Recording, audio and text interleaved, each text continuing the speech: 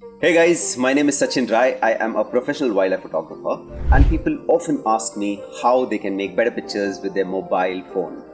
Today I'm going to try and share some tricks and techniques that can possibly help you make better pictures with your phone.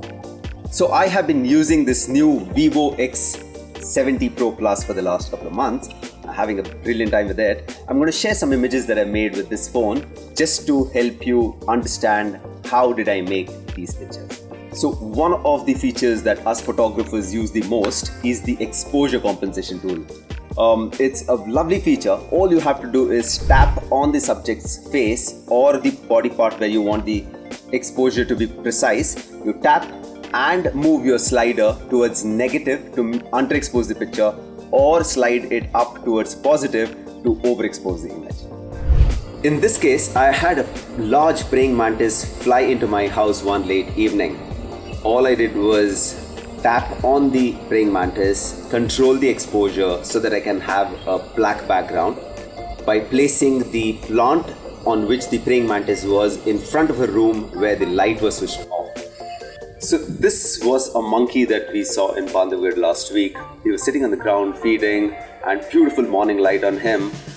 Initially when I just pointed the camera at him and took a picture, it was slightly bright. All I did is tap on his face and move the slider down all the way to underexposure and look at the difference it makes.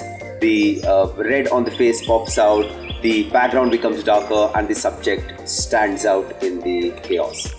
One of the coolest features newer phones provide is the macro mode, and I am absolutely amazed with the Vivo X70 Pro Plus macro feature. Here is a picture of a giant wood spider, which allowed me to get closer to it and use the macro mode and look at the details that you can see on the image. Similarly, there was this frog that I saw in my bathroom in my resort in Bandhavgarh. This small tree frog popped out of the commode, and sitting out there with a macro mode, you can see the difference between a regular shot versus a macro mode. It's super amazing to have this feature in your phone. One of the features that I would particularly suggest is to use the ultra wide angle. The newer phones now give the opportunity to shoot at an ultra wide angle, particularly if you can get closer to a subject or if you have drama in the sky. It's a nice feature to try and make pictures with. So in this case, an ultra wide angle really came handy.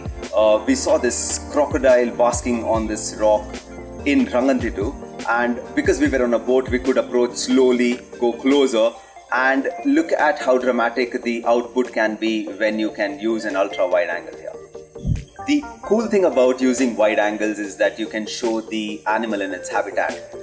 In this particular case, the mother and son duo sitting in the middle of the road, beautiful evening in Bandhavgarh, and all I had to do is place the subjects, both the tigers, slightly lower in the frame, have the canopy shown on top, and that to me made a nice image. Look at this very simple perspective here.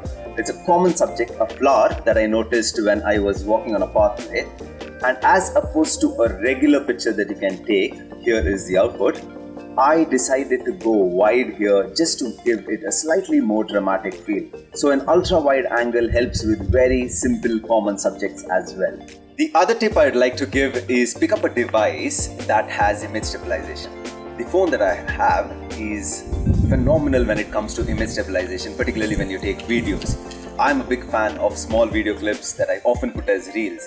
So even on a bumpy road, the kind of output that this phone gives is just phenomenal. Guys, I hope you liked this small video that we shot for you. If you have any questions on mobile photography or the Vivo X70 Pro Plus, please hit me up on Instagram. I would be more than happy to answer your queries. Till then, see you guys.